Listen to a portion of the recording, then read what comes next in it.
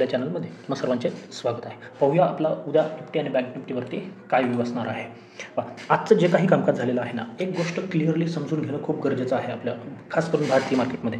Global market सगळं down होतं, जवळजवळ डाऊ 700-800 पॉईंट डाऊन होतं, किंवा इतर सगळे मार्केट, एशियन मार्केट असतील, किंवा टेरिफची ही जी घोषणा आहे ती अतिशय निगेटिव्ह असताना सुद्धा काय झाले पहा आपण, जर तुम्ही सकाळी अगदी ओपनिंगला पाहिलं असेल, गिफ्ट निफ्टी जवळजवळ 400 पॉईंट डाऊन होती, त्यानंतर ती रिकवर होते, एक 150 पॉईंट तिथून रिकवर होते.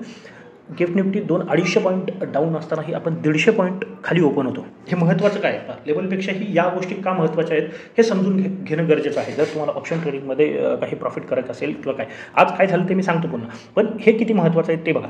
150 पॉईंट गॅप डाऊन ओपनिंग होतं, पहिल्या कॅन्डलमध्ये मार्केट रिकवर होतं आणि पहिल्याच कॅन्डलमध्ये मार्केट 200च्या वरती येऊन सस्टेन करायला सुरुवात करतं. आणि या सिच्युएशनमध्ये जर तुम्ही पाहिलं असेल ना, जे काही गॅप डाऊनने पुट ओपन झालते ना, म्हणजे समजा 50चा पुट आहे तुमचा, 100, 110, 120च्या आसपास तो ओपन झालता, एक 5 मिनिटामध्ये त्याची जी व्हॅल्यू आहे ती 60 to 70च्या मध्ये आलेली आहे. आणि या मुवमेंटमध्ये कॉल कसलाही वाढलेला नाही आहे. अगदी एखादा दुसरा स्पाईक एखाद्या स्ट्राईक प्राईजला आला असेल तर तो भाग वेगळा आहे, परंतु काहीही वाढताना पाहायला मिळाले नाही आहे. आणि पूर्ण दिवस मग त्यानंतर मार्केट साईडवेज झालं. पहिला 1 तास जर सोडून दिलं मार्केटमधून, 1-1.25 तास, तर फक्त 20 ते 30 पॉईंटमध्ये दिवसभर कामकाज झालेलं आहे. आता हे समजून घेणं किंवा हे काय होतं हे किती महत्त्वाचं आहे. काल तुम्ही व्हिडिओ पाहिला असेल तर मी तिथेही चर्चा केलेली होती की डेटा ज्या पद्धतीने बनतोय ना, मार्केट डाऊन साईडला जाणं अवघड आहे. मग जर आज टेरिफ आपल्या फेवरमध्ये आला असता, म्हणजे 15% वगैरे टेरिफ जर इंडियावरती असता, टेरिफची पुढे चर्चा करूयात, परंतु जर 15%च्या आसपास जर टेरिफ आला असता ना, तर ही जी मुवमेंट आहे ना आपल्याला 23,700 अगदी आरामात जाताना पाहायला मिळालेली आहे. कारण का तेवढे पुट रायटर उभे होते, खास करून 23,200 असतील, 23,300 असतील या ठिकाणी, आणि त्यांना चांगली प्राईज मिळालेली होती काल राईट करायला.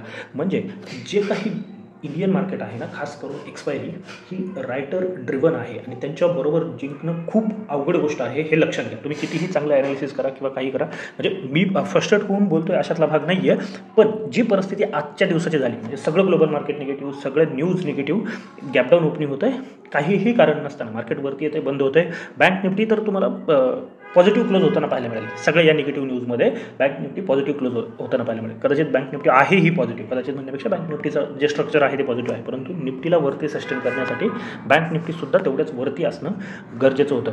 आता या रायटरला आज एक्झिटची संधी मिळावा किंवा त्यांचा जो काही प्रॉफिट आहे ना तो मिळण्यासाठीचं जे काही कामकाज आहे ना ते बऱ्यापैकी तसं होताना पाहायला मिळेल. अगदीच तसंच असेल असं मी दावा करत नाही, परंतु जे मला वाटते ना ते मी इथे तुम्हाला सांगण्याचा प्रयत्न करतो. आणि मग मार्केट पूर्ण साईडवेज, कसलीही मुवमेंट नाही, एवढ्या मोठ्या न्यूजनंतर काहीही मुवमेंट नाही आहे, मार्केट एका ठिकाणी बंद होताना आपल्याला पाहायला मिळेल. आता उद्या काय होऊ शकतं, जी ॲक्च्युअल मुवमेंट आहे ना ती उद्या पाहायला मिळेल. आता जो टेरिफ लागलेला आहे, ट्रम्प डोकं फिरल्यासारखं वागणारा माणूस आहे, त्यांनी काय केलं त्याचं त्यालाही माहिती. आता जर हे पुढे चालू राहिलं, म्हणजे व्हिएतनामसारखी कंट्री आहे तिथे 46% टेरिफ त्यांनी लावलेलं आहे, चायनावरती 34% आहे, तैवान काहीतरी 32 आहे, इंडिया 26 आहे, किंवा इतर जे आहेत महत्त्वाचे हे ज्या गोष्टी आहेत, एवढं टेरिफ लावल्याच्या नंतर आता जर यांनी कुणीही याच्या अगेन्स्टमध्ये स्ट्रॉंग डिसिजन घ्यायचं ठरवलं तर परिस्थिती इकॉनॉमिक वॉरकडे जाऊ शकते आणि मग ही अजून वर्स्ट होण्याचे चान्सेस आहेत. आता हे किती त्याच्यावरती कायम राहत आहेत, पुढे जाऊन चेंजेस होऊ शकतात का काय हे पाहणं महत्त्वाचं असणार आहे. परंतु जर हे असंच राहिलं तर खूप जास्त टेन्शन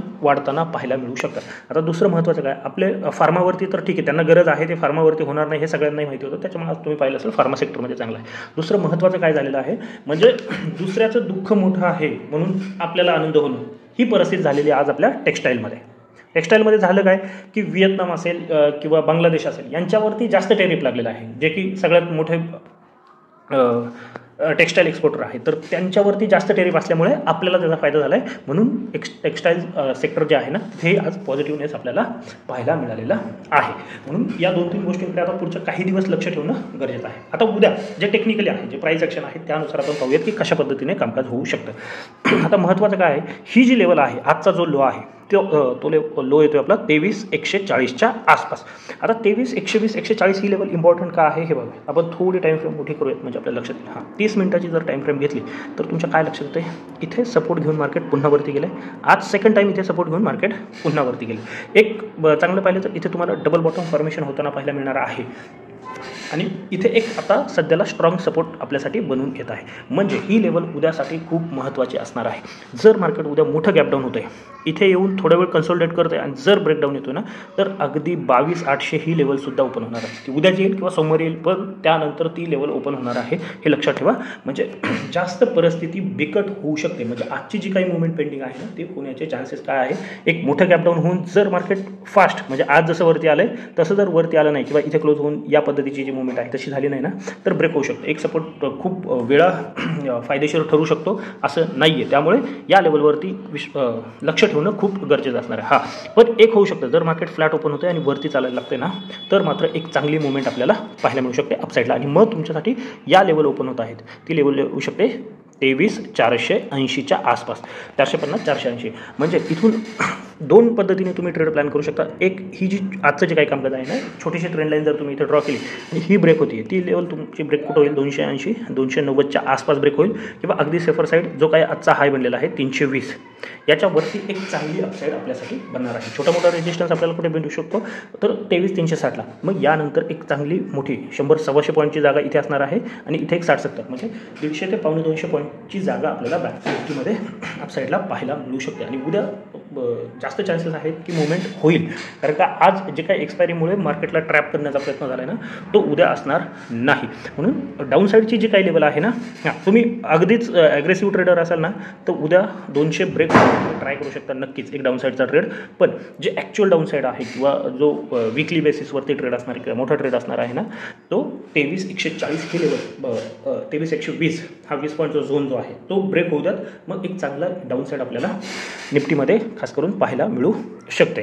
बाकी जास्त महत्त्वाच्या लेवल नाही आहेत. आता मी का नाही आहेत म्हणतो आहे, कारण की ज्या पद्धतीचं कामकाज झाले ना, मार्केटला आता एक डिरेक्शन फिक्स करू द्यात. याच्यामध्ये काहीही ट्रेड करू नका. म्हणजे वरती 280 असेल आणि एक मिनिट, तर वरती 280 आहे आणि खाली ज्या काही लेवल असतील 140 आहे, याच्यामध्ये जास्त काही करण्याचा प्रयत्न करायचा नाही आहे. आता बँक निफ्टीमध्ये काय होऊ शकतं ते आपण पाहूयात. बँक निफ्टीच्या ज्या लेवल आहेत ना, खूप महत्त्वाचं आहे. बँक निफ्टी एक चांगली अपसाईड आपल्याला पाहायला मिळते, परंतु बँक निफ्टीमध्ये 51,600च्या वरती ॲटलिस्ट 1 आवर कॅन्डल क्लोज होणं खूप गरजेचं आहे. आजची जी मुवमेंट आहे ती कदाचित ट्रॅप केलं जाऊ शकतं. म्हणून उद्या 51,650च्या वरती एखादे ॲटलिस्ट 30 मिनिट 1 तासाची कॅन्डल बंद झाली ना, डेफिनेटली एक अपसाईडचा चांगला ट्रेड बनेल. त्यामध्ये 51,800 आहे किंवा त्याच्याही वरती जाऊन तुम्ही 52,000 52,250साठी ट्राय करू शकता. पण कोणत्याही कंडिशनमध्ये 51,400 जर उद्या ब्रेक झालं तर मग डाऊन साईड सुरू होईल. पण त्याच वेळेस निफ्टीमध्ये सुद्धा आपल्याला एक ब्रेकडाऊन पाहायला मिळणं गरजेचं आहे. निफ्टी जर ब्रेकडाऊन होत असेल आणि त्याच वेळेस बँक निफ्टीसुद्धा 51,400च्या खाली स्लिप होत असेल, तर डाऊन साईडचा ट्रेड आपल्याला प्लॅन करता येईल, जो की 50,800 आणि मग 50,800 ब्रेक झाल्याच्यानंतर जी मोठी डाऊन साईड आहे 50,500 असेल किंवा 50,300 असेल, या दिशेने जाईल. ती उद्याची गरज नाही आहे की 50,300 50,200ची, पण सांगून ठेवतो लेवल तुमच्या हाताच्या होते. 51,400 ब्रेक झालं तर 51,200 आहे, 51,050 आहे, 51,900 आणि 51,750 800 या लेवलपर्यंत आपण जाऊ शकतो. तरी माहिती आवडली असेल तर नक्की या व्हिडिओला लाईक करून चॅनलला सबस्क्राईब करून घ्या. तर आजच्यासाठी एवढंच. धन्यवाद. जय हिंद, जय महाराष्ट्र आणि कीप ट्रेडिंग.